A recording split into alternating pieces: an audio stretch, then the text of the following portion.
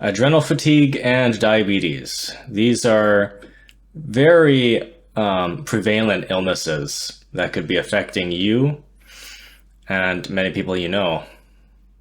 Now, I suspect that the primary causes of these illnesses are, in fact, caffeine and excess sugar.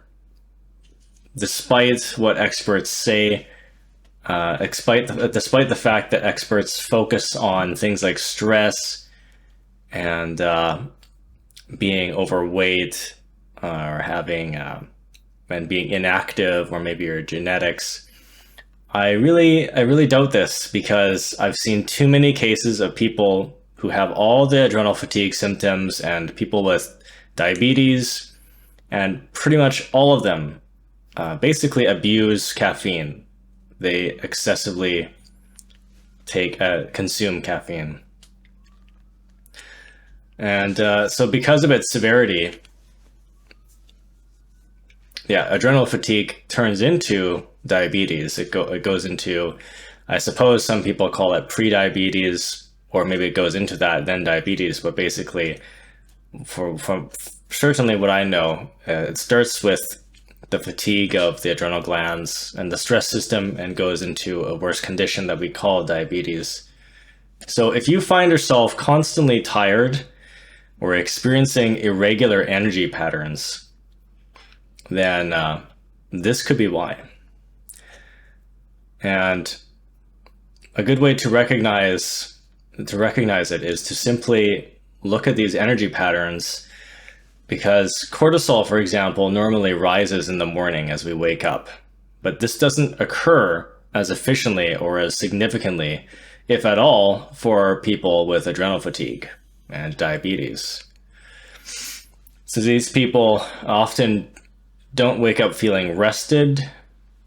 They feel very tired or exhausted. You can even test by seeing if your blood sugar spikes just from drinking coffee. But also at the same time, I mean, there is a high tolerance for people who drink too much coffee, and that's why they have it.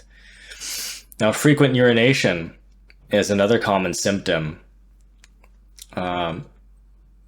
If you're urinating around every hour or so, that's very frequent. Even every couple hours is more or less normal, but if you really feel the urge, then that's pretty frequent. And another really big indicator is that you just really succumb to that drowsiness, that post-meal drowsiness. And it only takes, even if you're at a point where it only takes a few bites of food, even half a sandwich in the afternoon, and you crash right after. A very big indicator as well is that caffeine dependence.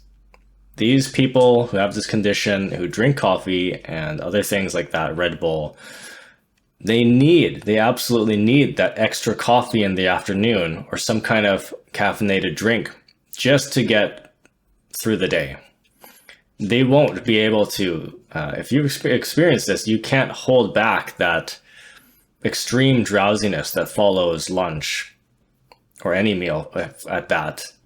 It could be that pretty much every time you eat, you get really sleepy after. So for early risers who start work in the morning, a midday low often occurs around 10 or 11 in the morning, and you require a boost.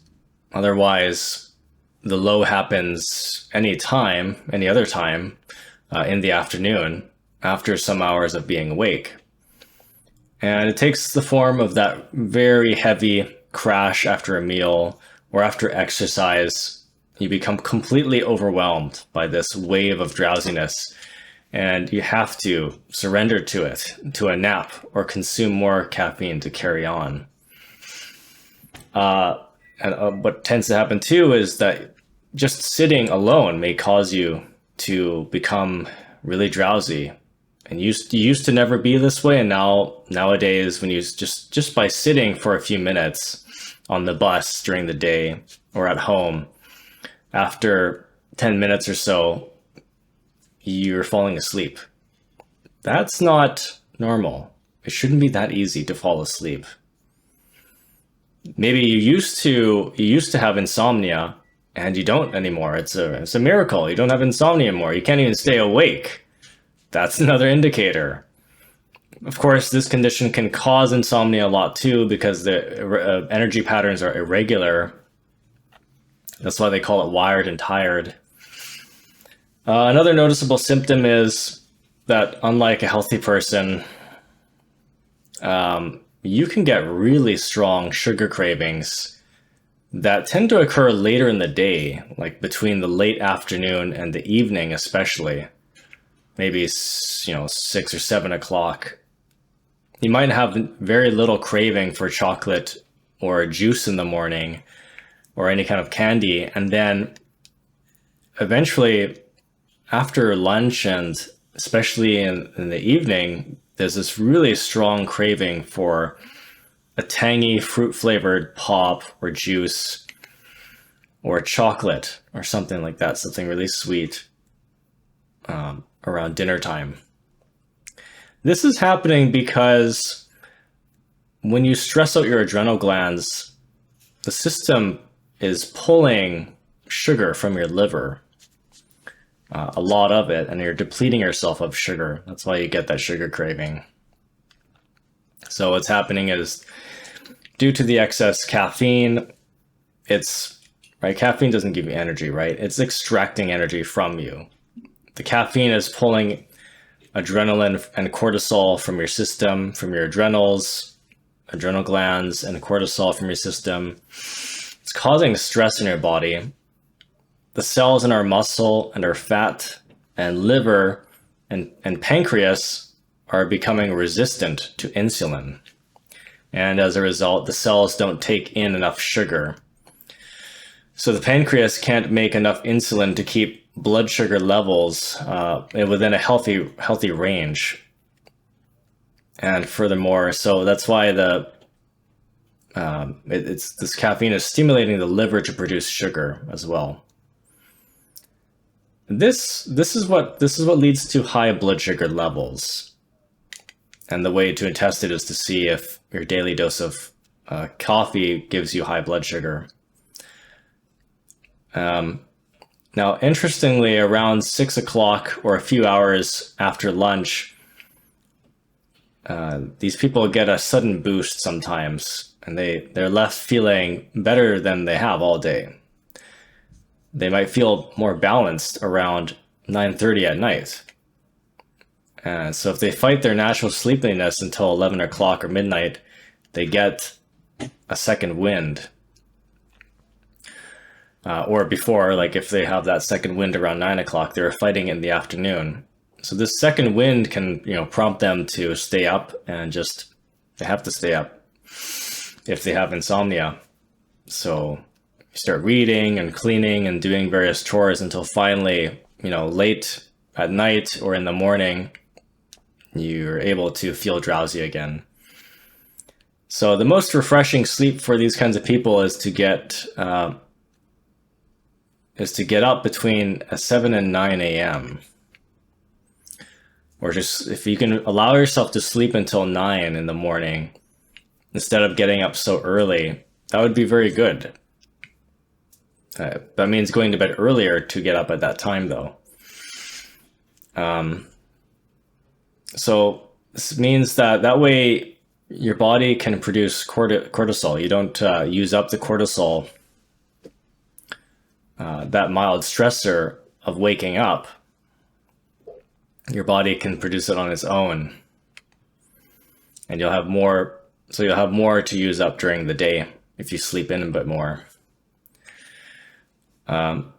So adrenal fatigue is often not diagnosed, and a lot of the time people do have diabetes and they're not diagnosed because the symptoms aren't quite strong enough yet, but they're definitely noticing something's a bit off.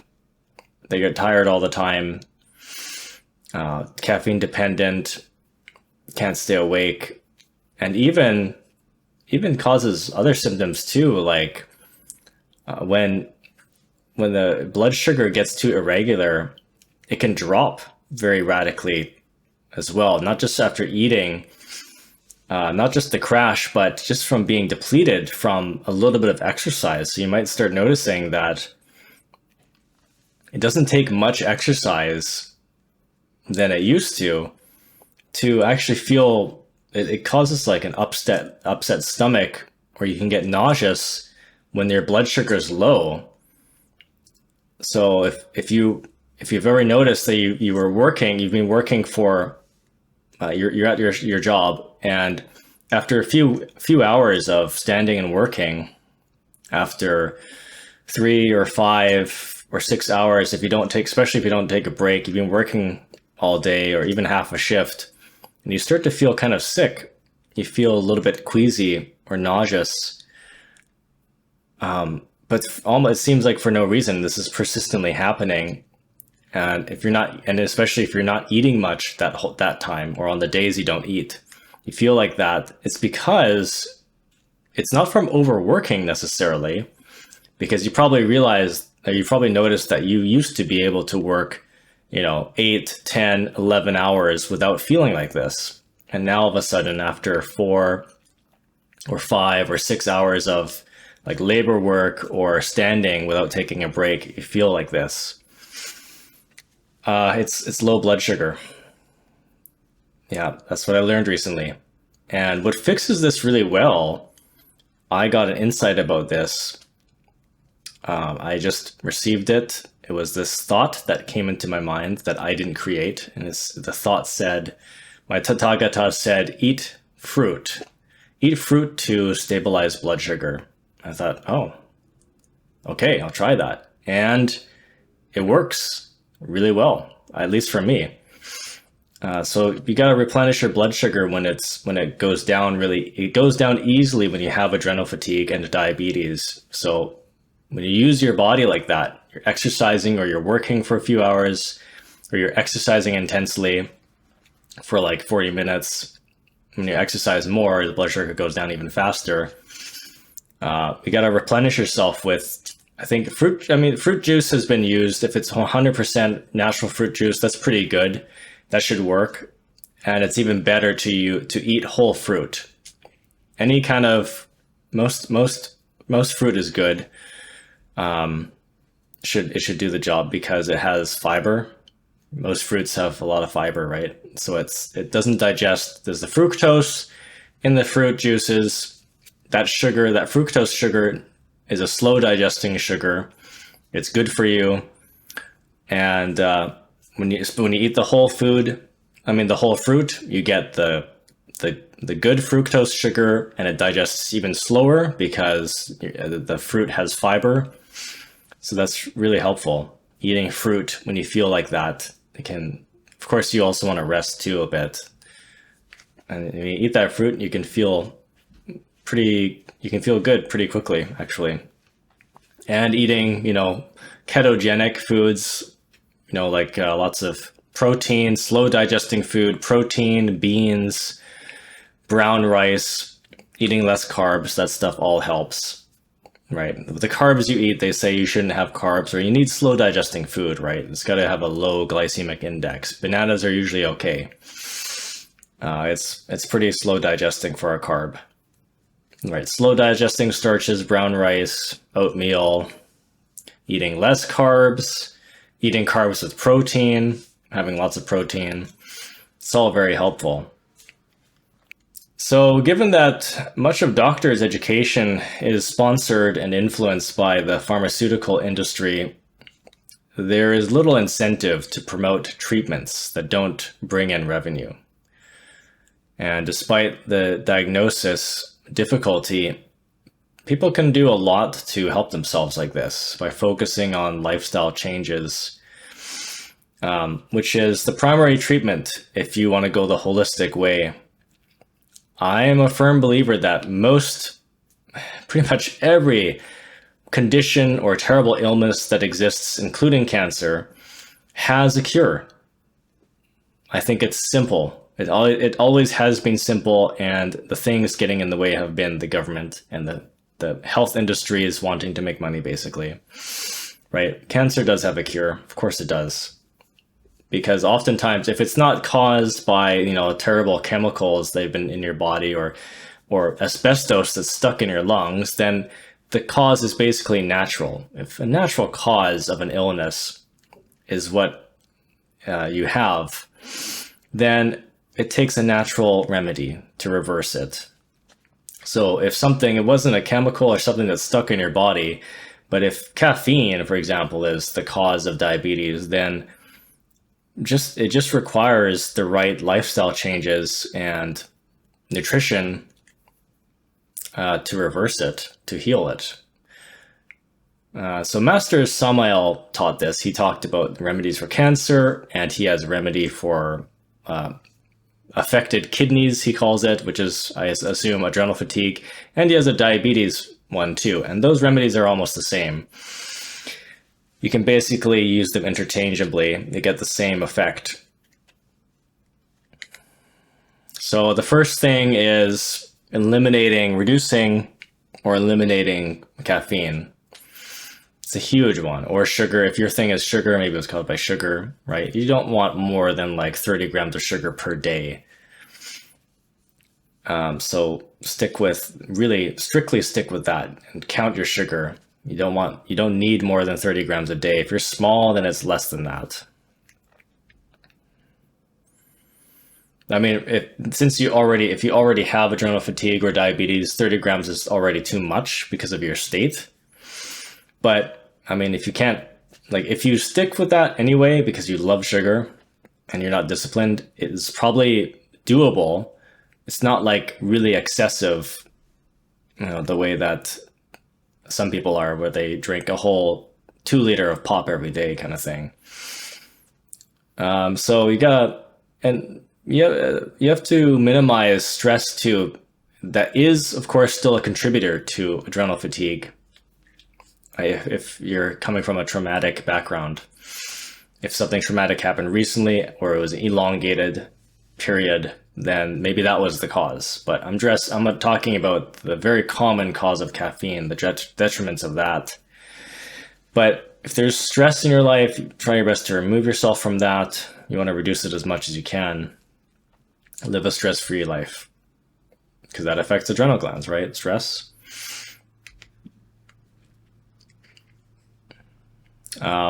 Adrenal fatigue can come with a mild depression too. Sometimes it's just the idea that you're unwell and unhealthy or inadequate or underperforming that makes you depressed. In other cases, it's the imbalance of hormones and minerals. Other cases, it's because your nature is to be depressed, and that's a water nature. If you have a lot of water in your astrology. But that's only in sun, moon, and rising. It's not as much in the other planets. So you gotta keep your chin up, because recovery is possible. It's not impossible. That idea that it's impossible is depressing, isn't it? So you want to get 7 to 8 hours of sleep. Taking rests during the day. You want to be healthy. You want to be active, right? You should exercise every day. Even just 12, 15 minutes of straight cardio. If your heart rate is up, sustained for, completely at a high BPM for a straight 12 or 15 minutes, that is sufficient for the day. That's a lot of cardio for your system. That's how you stay healthy. But if you can find activities that are more enjoyable, then you'll have fun with it. And it's a great way to get exercise, right? So, biking and going to the gym or doing calisthenics or parkour or martial arts, those are great. But because of this condition, you gotta eat before. You at least have a snack, not a heavy meal, that'll be uncomfortable, but a snack to fuel yourself, and make sure to have something after, a protein shake, milk, or non-dairy milk, bananas, afterwards fruit, and then eventually have your post-activity meal. Now, supplements are good too. So diabetes are essentially states of hormonal and energy depletion. So here's a list of supplements that work by directly supporting the adrenal glands, that ability to produce cortisol and other hormones, so you can enhance cellular energy and help your body manage stress, regulate energy, and manage inflammation. Because your glands are depleted of these minerals when it's in this state. So you need B vitamins for energy, and C vitamins are critical cofactors necessary for the adrenal glands to perform their tasks. Vitamin B1 is good. You can get it from nutritional yeast, actually, and B5, pantothenic acid, I believe it's called. They're fundamental for stress response. So vitamin B5, pantothenic acid, it's often called the anti-stress vitamin because it plays a direct and vital role in the synthesis and balancing of cortisol and other adrenal hormones. And then people take vitamins 6 and 12. I guess it gives them energy. 12 is a very good one for energy. I don't know exactly what it does, but it's very good. It can be hard to absorb though. You might need a prescription. Now, vitamin C, adrenal glands utilize this. The highest concentration of vitamin C in the entire body is in the adrenal glands. So it's essential for producing stress hormones and helping to modulate the cortisol response during periods of stress, high demand. And you need buffered vitamin C, probably ascorbic acid may not work very well, if at all, right? Calcium ascorbate is what you need, buffered vitamin C. It's like an alkaline version. It's calcium to some extent. Vitamin E is good. This nutrition acts as an antioxidant and it neutralizes free radicals from increased metabolic stress. Now, minerals. They're key for regulating energy production and hormone signaling. Magnesium is the top one. Magnesium is vital for numerous bodily functions. It has like upwards of 500 functions. It supports cellular energy production, ATP, and which is often accompanied during fatigue. It also aids in digestive muscle contractions, peristalsis. It for a lot of people, including myself, it's really effective for digestion. If you have indigestion all the time or heartburn, sometimes all you need is to take a magnesium and your heartburn or your bloating and burping goes away. Just, 100 or up 100 to 100, a couple hundred milligrams is usually effective. I don't usually need more than 100 milligrams after a meal to digest better, because your body relaxes, your nervous system relaxes with magnesium. So it can make those contractions and it can, excrete the digestive enzymes and the acid. And that leads to better nutrient absorption too. If you are stressed, then your digestion, that system shuts down significantly. And so that's like impossible to eat anything. And if you're not nervous or anxious, your body still might be kind of stressed. So it's good to have, like chronically stressed, it's good to have that magnesium. So as I mentioned, calcium, you can take that on its own too. Adequate calcium intake is good for endocrine function. Your adrenal glands are part of your endocrine system. I believe the thyroid and pituitary and pineal are as well, but I know the adrenal glands for sure. It's good for circadian rhythms too, and the balance of cortisol. Now there are trace minerals as well. Micronutrients are necessary in small amounts, but they're critical cofactors for thousands of enzymatic processes. So magnesium, salt, potassium are really good. Now, interesting one, another very effective, powerful thing that you get from drinking tea. Samael suggests his tea remedies is what you're getting in that are things that work right on the kidneys and the adrenal glands, and these are adaptogens. So adaptogenic herbs are specialized herbs that they help your adrenals adapt to stress, and they modulate the output of stress hormones, regardless of whether the body is underproducing or overproducing them. And some of these adaptogens, mostly they're from mushrooms, like ashwaganda, and that one's known for its ability to lower elevated cortisol and reduce anxiety. It promotes calmness and better sleep. Now, cordyceps, this is an energy-boosting mushroom, and it supports stamina and endurance, and it mitigates energy crashes. Then astragalus, and this is known for its immune-supporting properties, and it helps the body cope with general stress and fatigue. There's also maca. It's used to support the endocrine and produce hormonal balance, and improve libido and energy. And there's also some specialized ingredients here that I have for regulation and production. There's amino acids. It's good to get your protein every day, and you get amino acids from complete proteins. So these are the building blocks of amino acids are the building blocks of proteins and hormones. Specific amino acids are precursors for important neurotransmitters.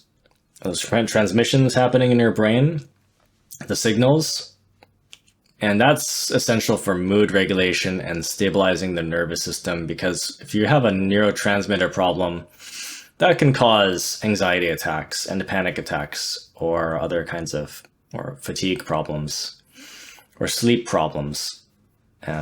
Magnesium is great for the neurotransmitters as well.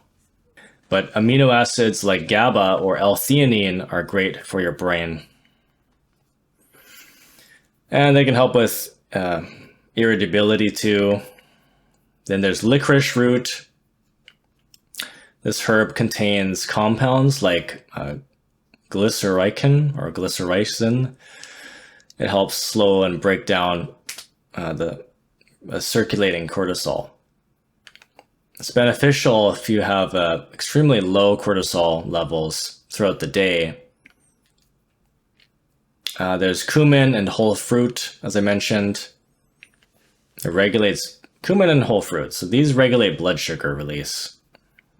This is a blood sugar problem too, right? You want a consistent blood sugar. You want it to be regular. You don't always have high blood sugar with diabetes. You can also have low blood sugar a lot of the time. It's unstable, right? After you eat, you get that spike of blood sugar, the insulin spike, and then you get a crash. That's irregular. You want it to be stable. So stabilizing blood sugar is critical, reducing the burden on your adrenals.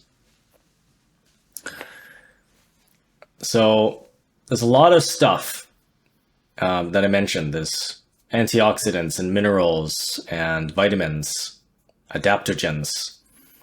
So to put it all together, I think I'll mention a couple more things here. Ingredients or remedies. For the aforementioned ingredients are combined to, they're combined usually though. When you look for adrenaline supplements, these are great because they have everything you need all in one. That's what you want.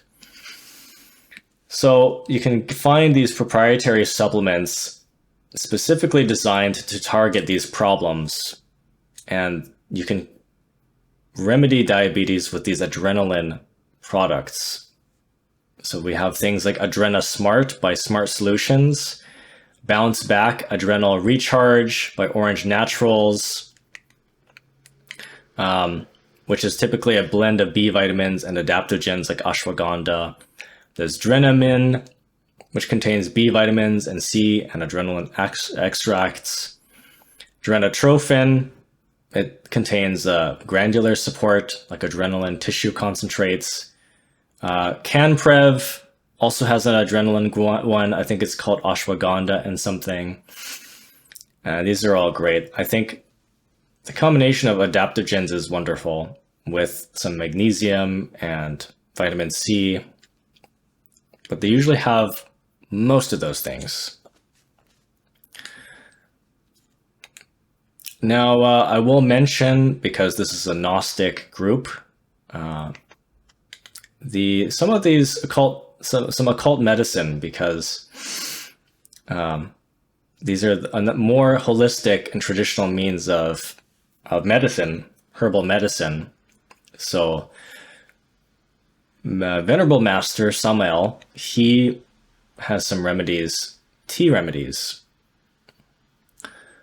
So in his book, Treatise of Occult Medicine and Practical Magic, these teas aim to provide a comprehensive formula of cofactors and adaptogens.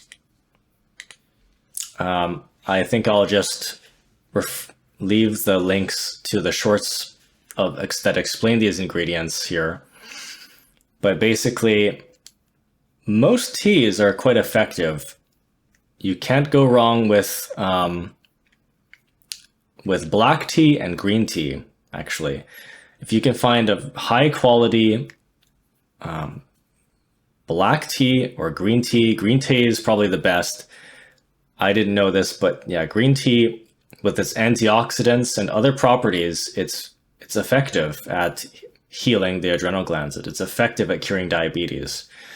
So it does have some caffeine, and you can have enough of this stuff that you don't need your coffee every day. If you have a couple cups of this or so, that should be good. You don't want more. You probably don't want more than 3 cups because that gets a bit high in the caffeine. You shouldn't be having, most everyday healthy people shouldn't even be having more than a couple cups of coffee a day, because that's almost a couple 100 milligrams of caffeine. That is a lot. That's why the government regulation is now from 4 or 3 down to like less than 3. So 3 cups of tea though is reasonable, and this drinking it throughout the day is great. It gives you that steady release and it heals your body. So green tea is the most effective, a high quality green tea. A green tea extract, a pill, in pill form, right? That's excellent and easier, more convenient. That way you don't have to constantly make tea, these batches of tea. So there you have